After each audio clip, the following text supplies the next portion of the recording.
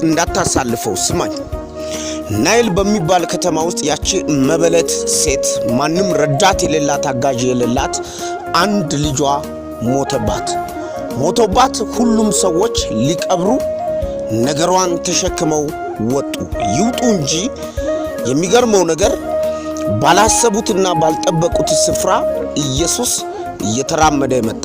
በጌታ በኢየሱስ ክርስቶስ በነገርህ በሕይወትህ በኑሮህ በየትኛውም አቅጣጫ ይሁን ኢየሱስ ባንቺ ነገር እየተራመደ ይመጣል።